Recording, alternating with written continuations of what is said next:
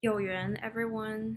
Our theme today continues the last one, which is around the six paramitas, the six perfections, through which we know the path of a bodhisattva, a path that's completed, perfected through the perfections of generosity, discipline, patience, diligence, meditation, and wisdom. We want to continue the exploration of these qualities and actions associated with them with you, focusing more on the last three: diligence, meditation, and wisdom, as well as the practical application of these perfections in our daily life, in our practices, and in our constant self cultivation. We hope that you find strength, motivation, and courage in what we share. And during the first part of this webinar, I will briefly go through the first three paramitas, and we will spend most of the time focusing on the last three, the teachings and practical application of the transcendent qualities or actions of diligent meditation and wisdom. So the six paramitas are described in Buddhist commentaries as noble qualities generally associated with the enlightened beings. Paramita is essentially a word that means perfections in the ultimate sense. The six paramita are considered as the transcendent perfections because they are not only a list of goals to achieve, but through achieving them, we transform and transcend from our previous selves constantly, and eventually fulfill our aspiration to perfect all these perfections. These are liberating actions for practitioners to cultivate all aspects of their lives. In a Buddhist perspective, they are about the path of bodhisattvas, beings who have great vow or aspirations to liberate themselves first for the purpose of liberating other beings. In the secular sense, if you see Buddhist teaching as philosophy, the six paramita provide a complete Buddhist path of living. So, what's more important than reading and learning about these is to incorporate what we absorb cognitively into everything we do, whether when we are treating others or treating ourselves, and for when we are awake and when we are asleep or dreaming. When the subconsciousness is transformed, that's when we are truly transformed. The six paramita come in sequence and are intended to be practiced in sequence. Each paramita is more difficult to practice and more subtle than the preceding perfection from which it develops. The practice of the first three perfections, generosity, discipline, and patience, is particularly comparatively more directed towards others' benefit, while the practice of the last two perfections, meditation and wisdom, is crucial for personal development. And the fourth perfection, diligence, is important for carrying out both the inwards and outward actions and for generating the right attitudes for both the self and others. As Mahayana practitioners, the principal focus of the teaching is on cultivating a mind wishing to benefit other sentient beings. This is to generate and cultivate bodhicitta, the awakening mind. So the wish or aspiration to possess an excellent body and mind is first and foremost for the benefits of others, because with an increase in our own sense of groundedness, tranquility, and happiness, we will naturally be better at serving others to contribute to the peace and happiness of others. The six paramitas show us a path to attain pure bodhicitta if we sincerely put the gist of these teaching into practice, which is to practice them without any hesitation or concerns about their effectiveness.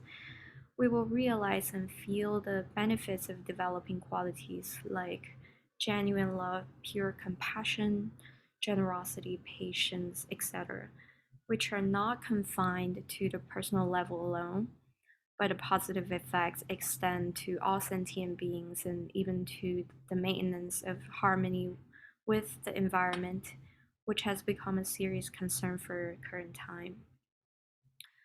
So, through the practices of these six perfections in our daily life, we can transform the mind and cultivate a positive, altruistic, and responsible attitude.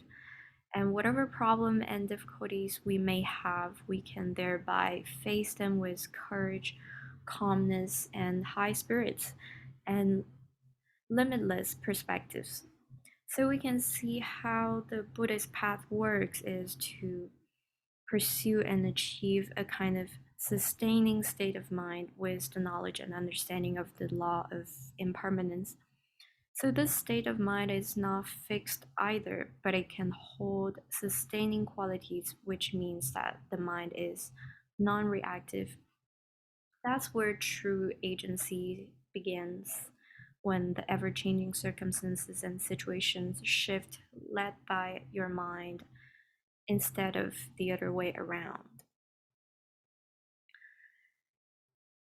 We're now getting into each of the paramitas now, starting from the first paramita, generosity. It is about the willingness to give. Its practice consists of willingness, giving one's body, possessions, or positive energy. This is the first step of the Bodhisattva path. Some may find themselves reluctant to give, whether it's something physical or non physical, such as knowledge because of how competitive the world has become. And a practical approach is to contemplate on the benefit of giving and on the disadvantages of holding on to things that one would think that's theirs.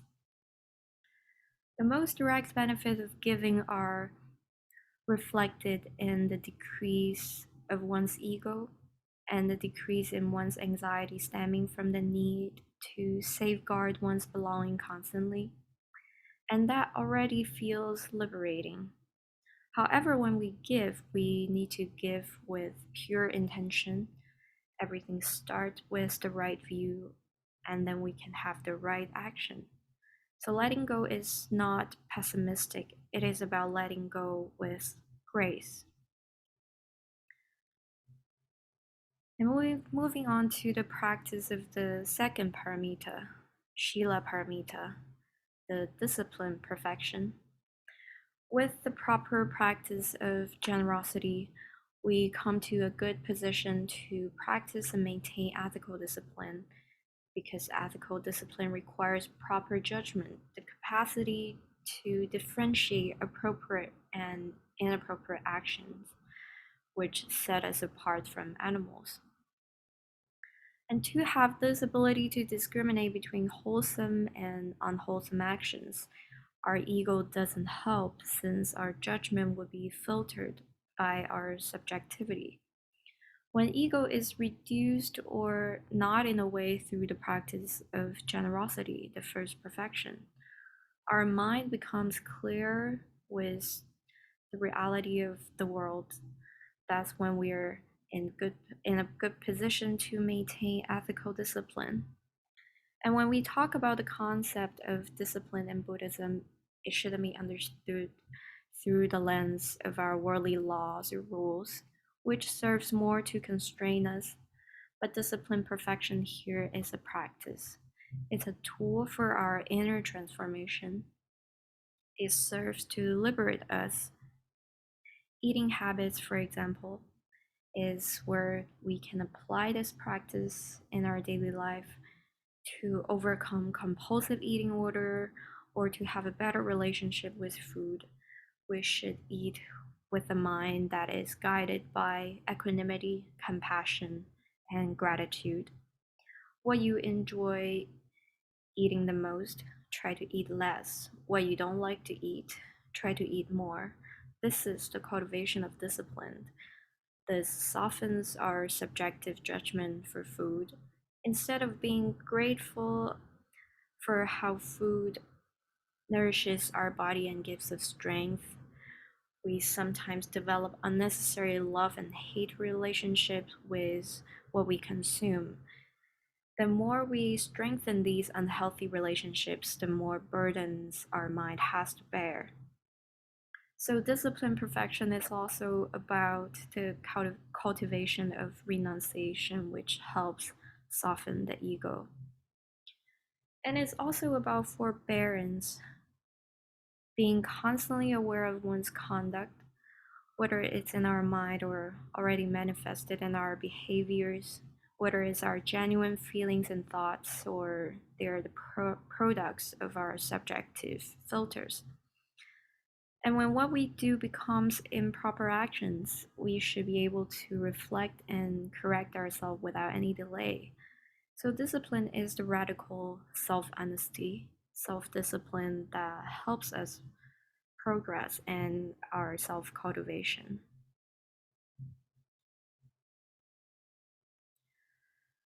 And with the first and second perfections, generosity and discipline, we've developed the qualities of selflessness and forbearance.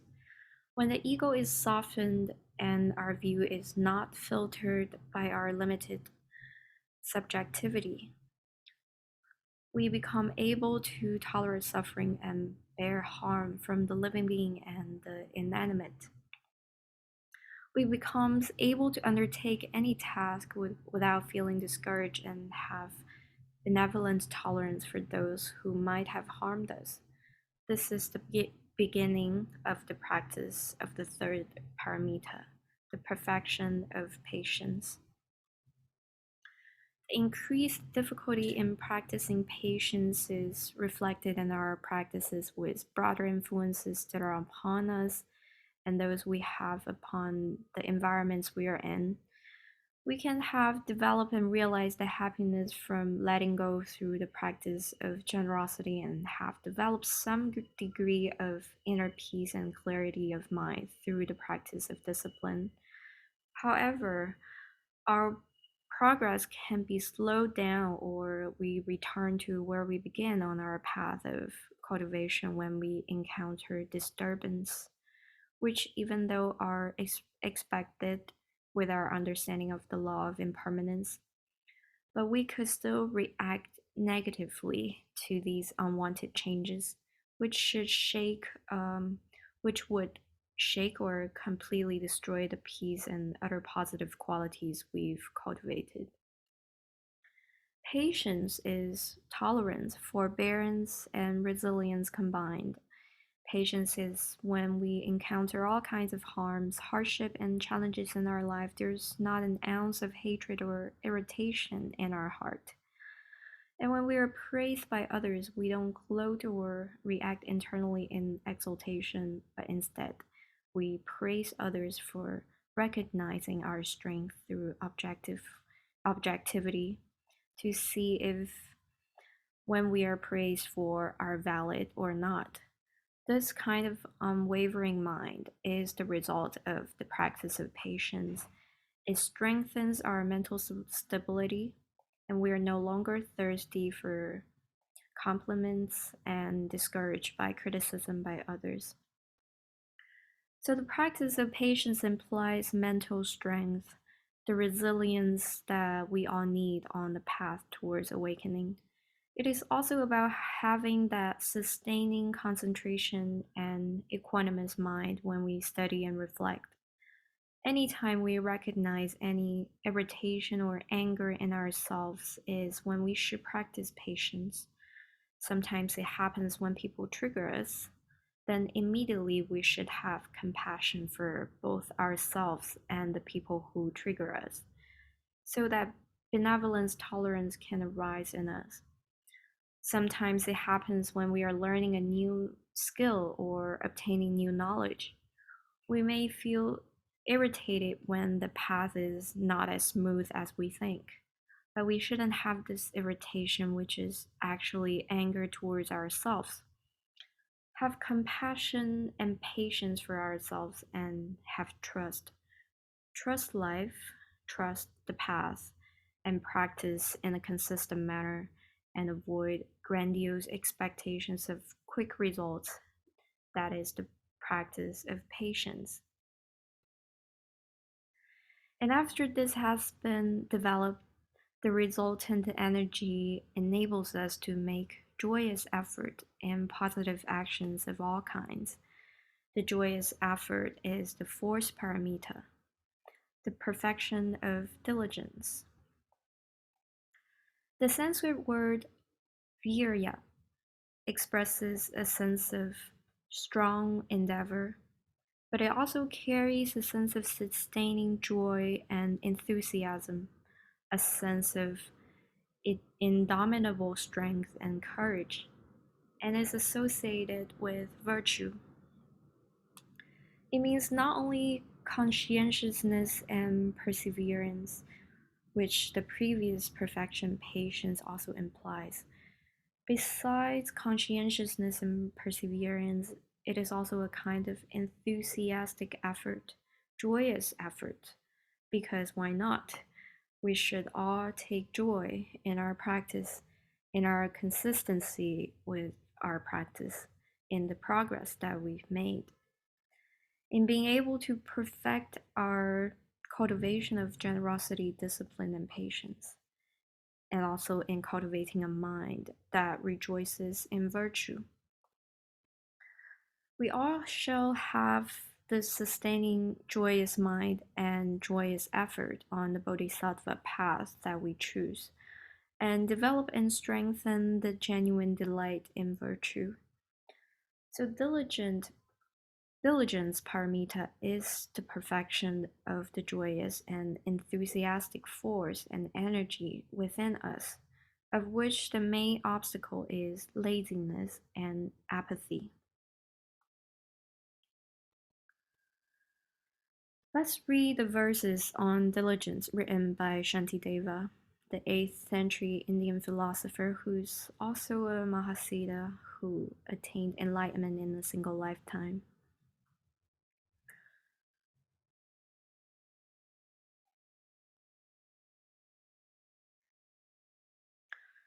Diligence means joy in virtuous ways.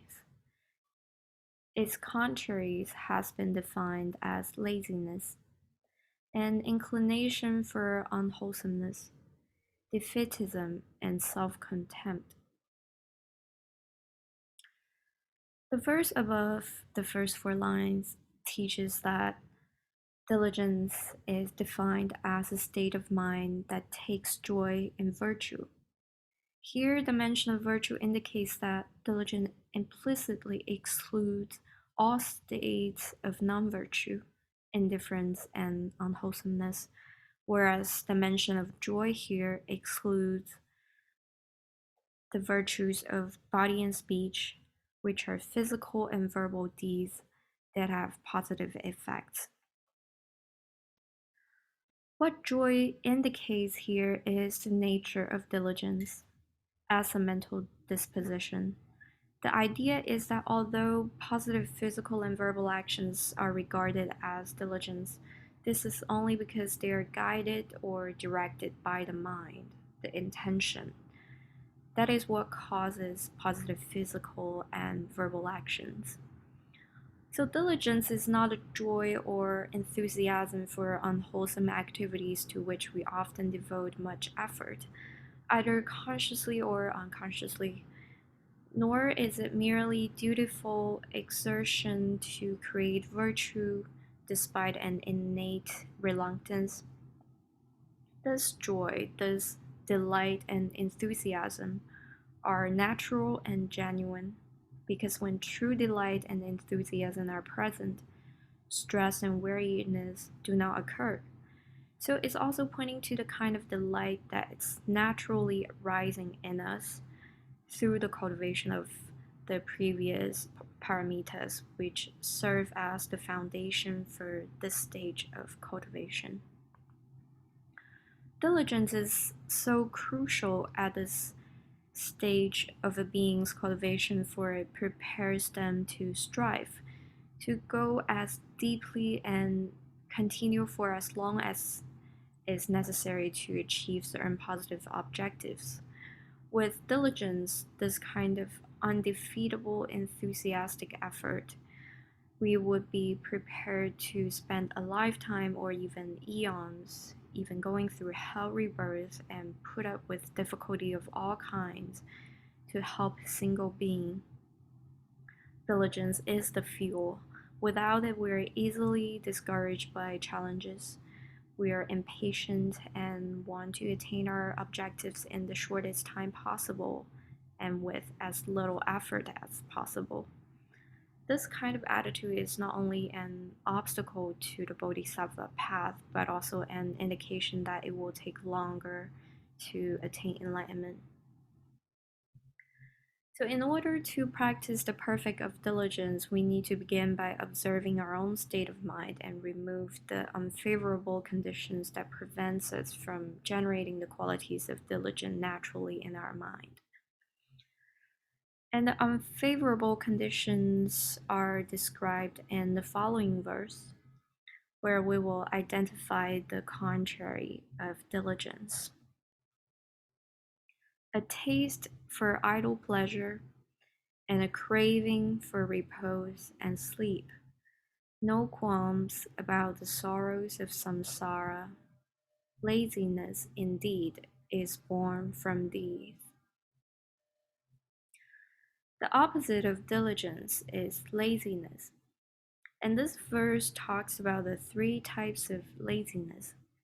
The laziness of procrastination, leaving things for tomorrow, and repeat the laziness for procrastination tomorrow.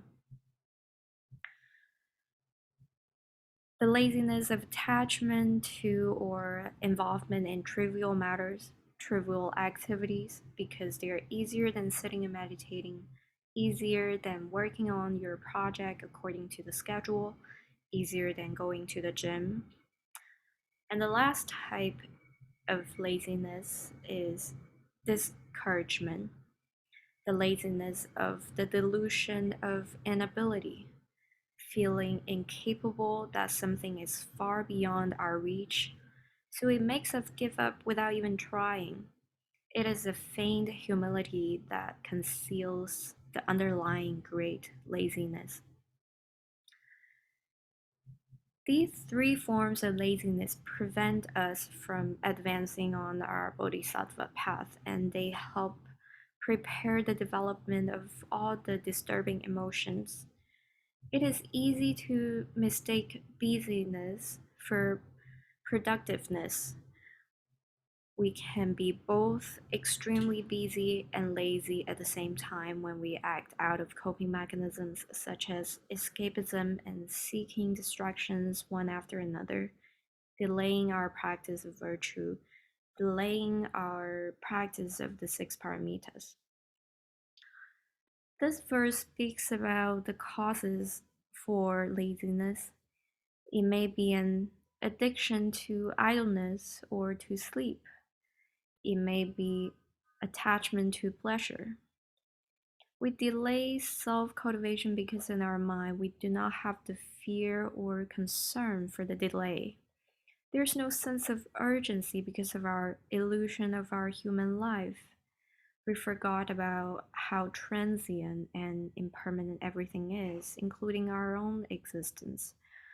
We do not fear bad states of rebirth and have no aversion to cyclic existence. But shouldn't they affect us and motivate us to change our mind and change our mindset and start to take actions for ourselves?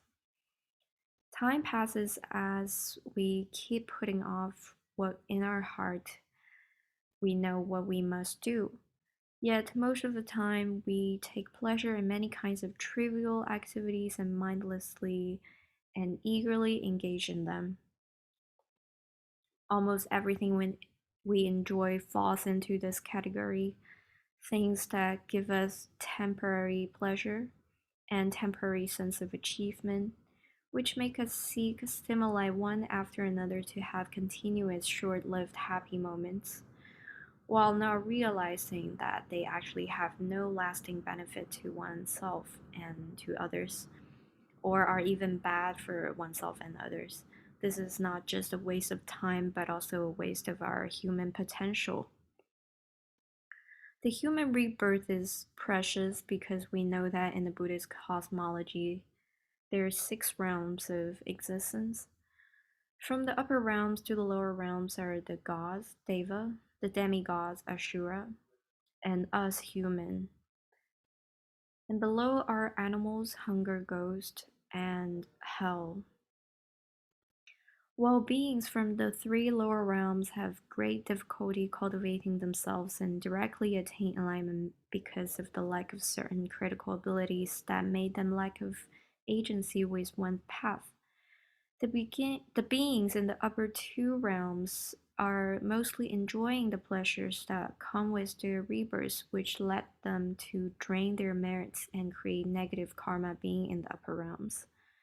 In contrast, humans have all the necessary senses and abilities to follow the bodhisattva path and practice the six paramita.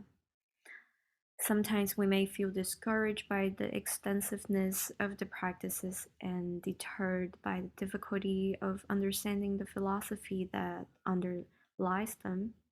But in fact, our remarkable physical and mental stamina allows us to do and understand anything we wish. This is our greatest treasure and resource. So back to Shantideva's verses, in the sense that we should cherish this life we have, a sense of urgency with our self-cultivation. Shantideva leads us to reflect on the disadvantages of wasting life, and that will be evident at the moment of death. So he encourages to persevere and practice with diligence or enthusiasm.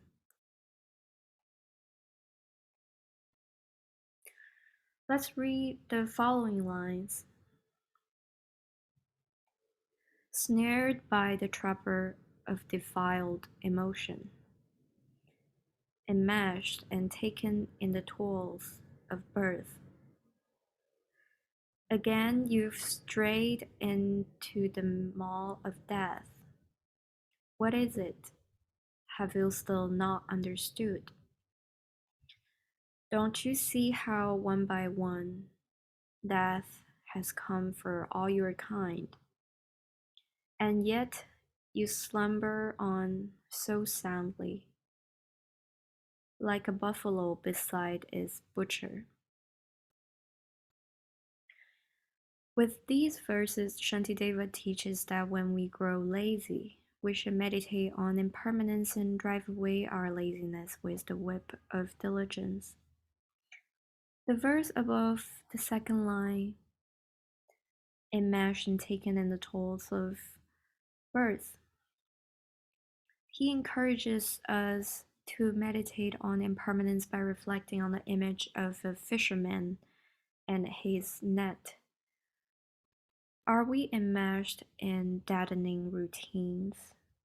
Our defiled attachment to our emotions, anger, are like trappers and fishermen who go in search of fish. And we are like the fish, being enmeshed and caught and controlled by our unsettled mind, which is the root cause for our existence in the samsara and which creates this inescapable destiny for us. So he asked, how is it possible that we can still ignore this fact? We must cherish our existence and face our challenges and immediately strive in virtue. As for the second verse with the analogy of the buffalo and its butcher, we should also meditate on impermanence using this image of a buffalo and its butcher. Death comes for all humanity, our friends in the monastery and our companion in the Dharma, those who are older, those who are younger, and those who are of the same age. Death doesn't spare anyone. He takes us all one by one. And Shantideva asked, can we still not see this? And if we do not see it, but continue our habitual living pattern and continue having our lazy attachment to sleep and to distractions, If we fail to make effort in virtue, we are indeed incredibly unwise and are no different from the buffaloes that, without the slightest qualm, sleep next to their own butchers who kill them one after the other.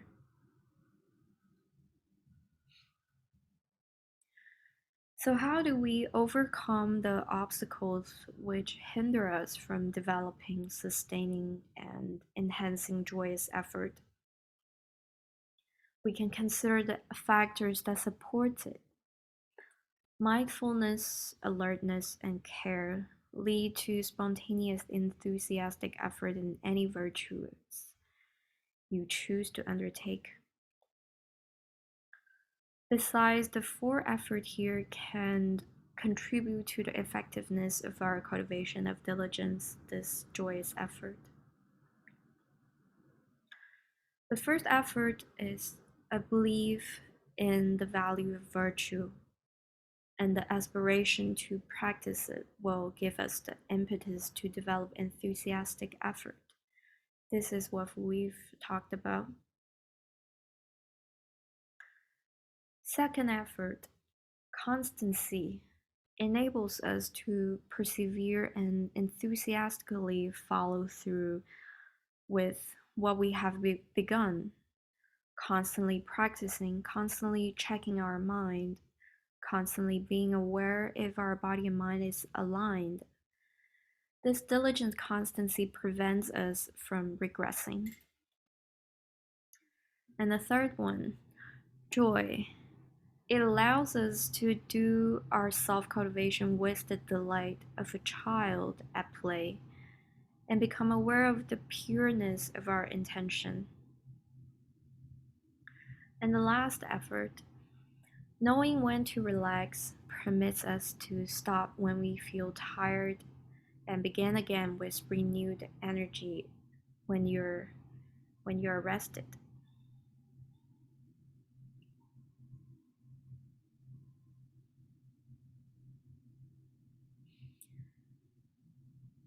Now moving on from diligence to meditation and wisdom.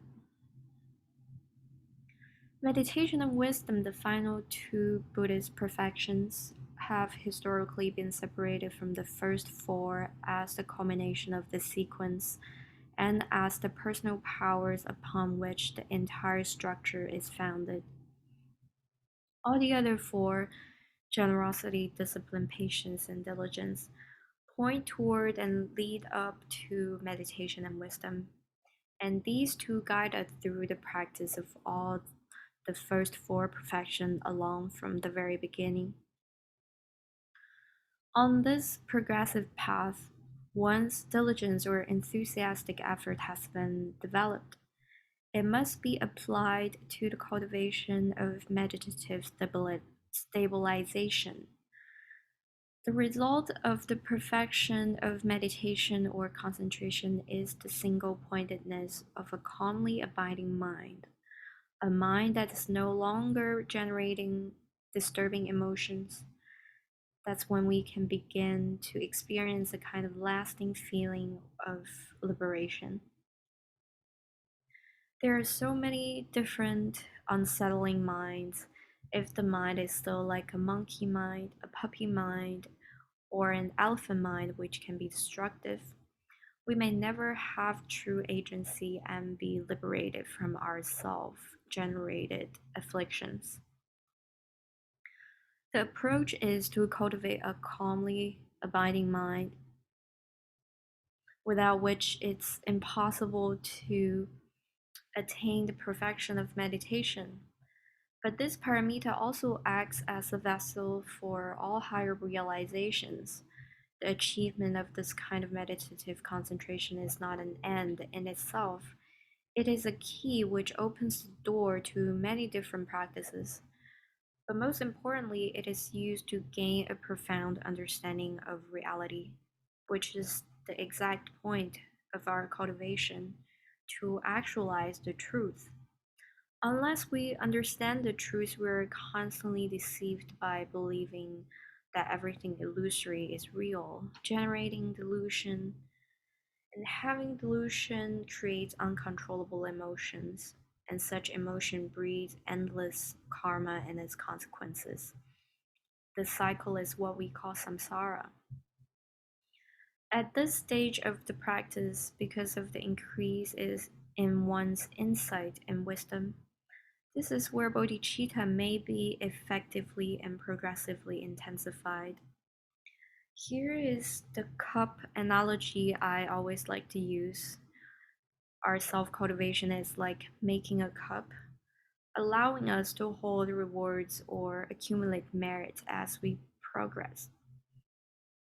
So how much we can achieve really depends on how much we are able to hold. When we regress from having wrong views and committing wrong deeds, it's like spilling the reward water, the accomplishment that was in our cup from our previous cultivation, and we have to catch up with our level again. So spiritual cultivation is resizing our cup and getting the reward water at the same time. This analogy can serve as a self-reminder for all practices we do. Early Buddhist texts are insistent on the necessity of meditation in the quest for enlightenment. Without this kind of intense and deliberate discipline,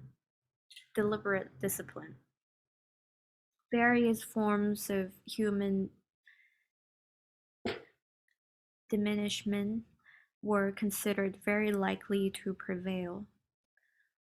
The Buddhists talk about the three poisons that dominate our mind: greed, aversion, and delusion, to which the best antidote is the kind of calm, focused mentality formed in meditation.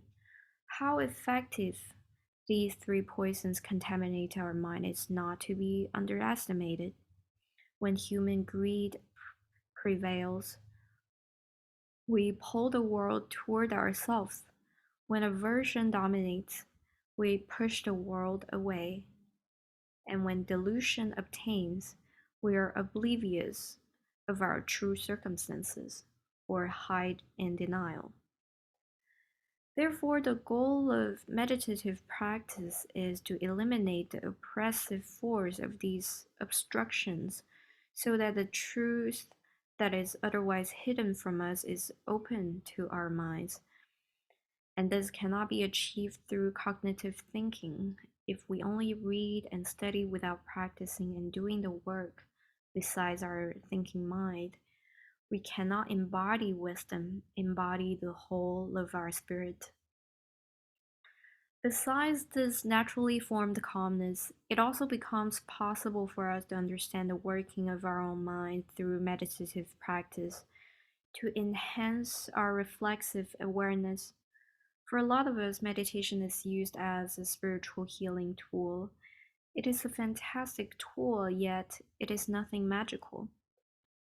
It is how the mind works. Knowing one's own mind through meditative introspection was considered the single most productive knowledge that anyone could hold. And only through such meditative self-awareness was it thought possible to overcome the interior mental hindrances that so often yield pervasive suffering. The hindrances are not external problems that we face out in the world. They are deeply inwardly layered states of mind that obstruct the inner capacity to see how things really are, such as sensual desire, ill will, tiredness, and laziness, elation and depression and doubt. They are formed inwardly because we encourage all of these phenomena and process them into all kinds of information through our subjective filters, and then project our construct out to the world. The vicious cycle continues and becomes more and more habitual. That's why we don't want to underestimate or disregard these hindrances, for they truly are powerful forces that work against our effort to live good lives. Thus, the importance of practicing the perfections of meditation so that we could see ourselves clearly enough to keep them in check. However, despite dhyana paramita's liberating power, we can tell from the sequence that practicing this perfection alone won't help anyone effectively. Effectively means not spilling the reward water from our cups. The perfection of generosity, discipline, patience, and diligence are prerequisites. Without a basic level of moral aptitude, without a certain degree of innate or conditioned mindfulness of others and good friends or practicing partners, it is highly unlikely that anyone would undertake these difficult meditative practices and continually make progress. This is not to be discouraging, but I think it gives us more of a reason to strengthen our practice and diligence with our practices. As the path we choose is not necessarily an easy one, then we should practice steadily and with joy. As we develop a calm, abiding mind, our inner distractions will be overcome. But we also need to free ourselves from the coerced external distractions created by unwholesome physical and verbal activities. This is where the observance of the second paramita, ethical discipline, comes into play. It is an essential foundation for developing a calm, abiding mind. Why the observance of discipline is important. We can look at what consists of our practice. Here I'm not pointing to any specific practice, but our practice as a whole, since everything we do is a practice.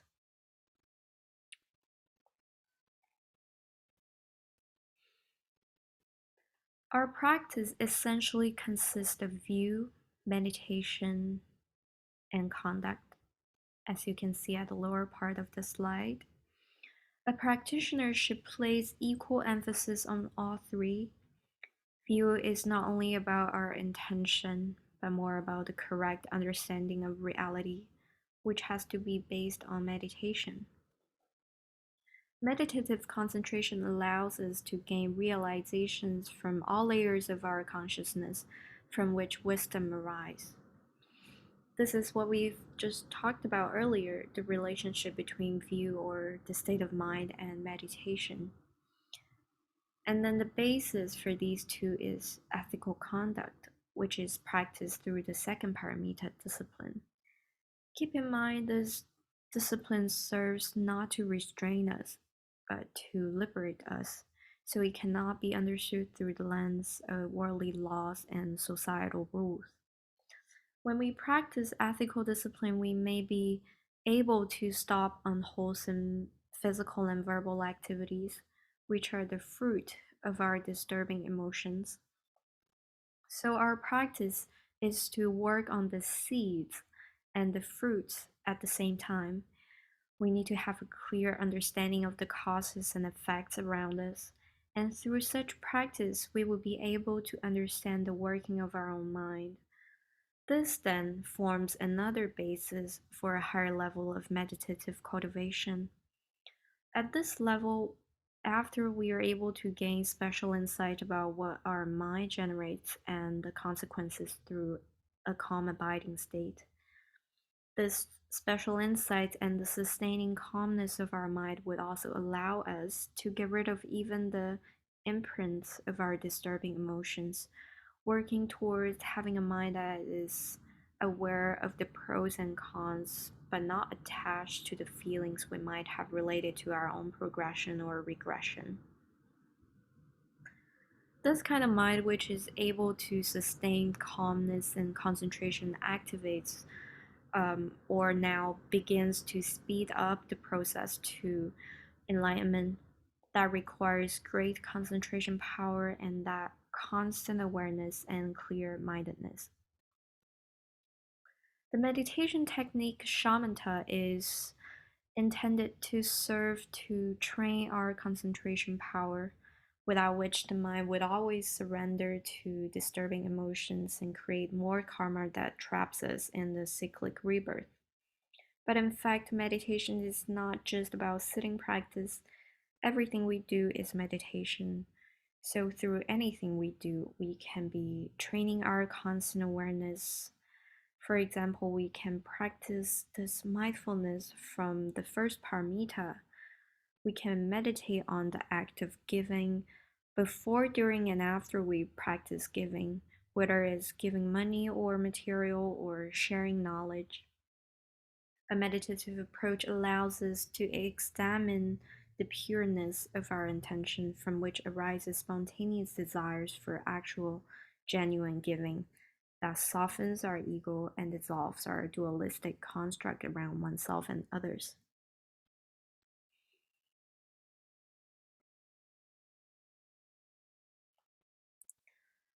So, the truth of reality through clear insight is what we call wisdom, the final paramita. After the fifth paramita, meditative concentration, is developed, the concentrations of the form and formless realm can now be developed. What does it mean?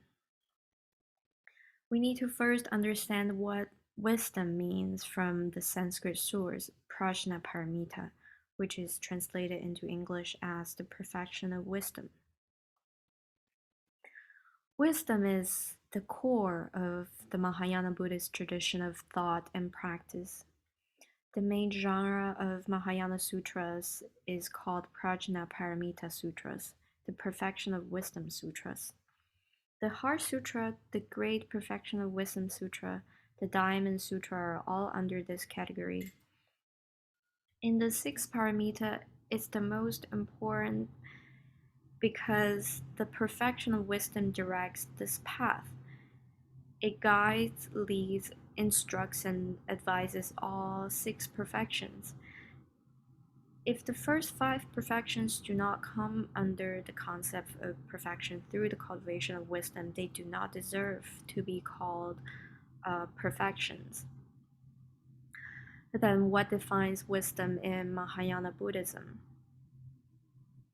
It is about having a certain view, yet view is not itself wisdom, because holding it as an intellectual position or belief does not necessarily make us wise. If we read the Heart Sutra, the most compact perfection of Wisdom Sutra, which is considered as the essential summary of all the sutras under the Wisdom Sutra category, it is apparent to see that the view in question is shunyata, the Buddhist principle of emptiness. Starting from the famous line, form is no other than emptiness, and emptiness is no other than form.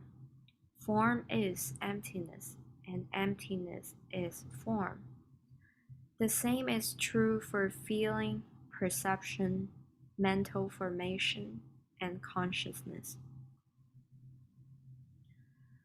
The wisdom we want to cultivate is the capacity to envision and work with the emptiness of all things. So, what does the Buddhist emptiness mean? It is best explained in terms of what is it that things are empty of. This is the view that the Buddhists claim, a universal predicate, a claim about all claims, a view about all views. All things are fundamentally empty, which means lacking of their own being or self-nature. Own being and self-nature are the technical terms for the quality of being self-generated, self-possessed. Things in possession of their own being or things with self-nature are not subject to conditions, influences, and change. They just are what they are without respect to other things or time. In this regard, we actually do not own any part of ourselves exclusively. So we cannot say that we possess our own being, otherwise it's just an illusion of the ultimate reality. In this way, all elements of existence are empty. Emptiness is the Buddhist way to name the character of reality overall, or of the ultimate reality.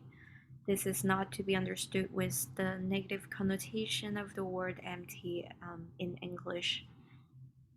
In Buddhism, pervasive emptiness is the universal character of reality that's neutral in all cases.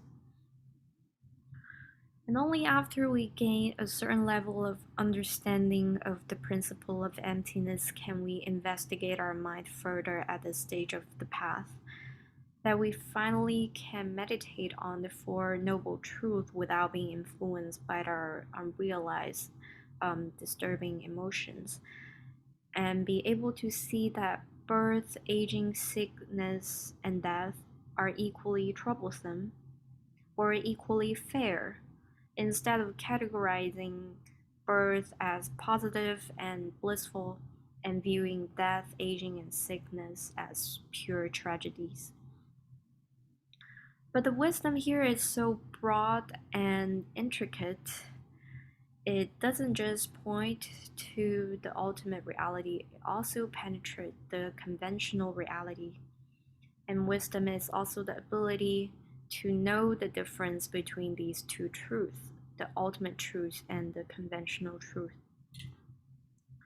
Emptiness is also about having the non-dualistic view. We have these highly subjective differentiations of me and others, between good and evil. Yet the more our mind is rooted in this dualistic thinking, the more we are trapped by this kind of mind, increasing our own suffering. Then how can we transcend? How can we transform ourselves? There are many things we consider as bad in the conventional world, but it's not all black or white. If we have negative quality, the three poisons, greed, hatred, and ignorance, greed is generated by our desire, then we can transform our desire into beautiful aspirations, into the motives that accompany us on this difficult path. That's the real practice of patience and diligence. In terms of the meditative practice of wisdom, meditation on emptiness is the way to generate wisdom. But meditating on emptiness is not just a matter of sitting down. Any authentic Buddhist practice is preceded by taking sincere refuge. While we might think of taking refuge as a form of outward worship, in fact, the biggest benefactor is ourselves. The Buddha doesn't want anything from us other than our own enlightenment. Taking sincere refuge entails certain prerequisite attitudes, understanding what we take refuge in, how to take refuge, and the commitments involved. In the process, we learn how to soften our ego, refresh our views through real actions and direct embodiment. We realize the equality among all sentient beings trapped in the samsara, which dissolve the dualistic thinking of oneself and others. And then arise the realization of one's oneness of all beings that give rise to our compassion. But even though we feel for others, the bodhisattva is just so difficult. Although we feel determined to alleviate others' suffering and give them happiness, the enormity of this task in view of our own present limited ability seems overwhelming. Therefore, we should resolve to attain enlightenment exclusively for their sake, and for this reason, we should be able to undertake to meditate on emptiness. And meditating on emptiness is not just about sitting on a cushion, as I mentioned before, or reading extensively to gain cognitive understanding. It should take place during each moment of our life through both cognitive approaches and cultivation of our awareness through meditation that expands our consciousness. We would truly understand what emptiness is and eventually embody it, deepening that understanding. This final paramita wisdom that centers on the concept of emptiness is so deep and broad that I would have to stop here so all of us can explore more of it ourselves in our own practices. So I thank you so much for joining this talk and supporting our online Sangha and sharing our energies together. 有缘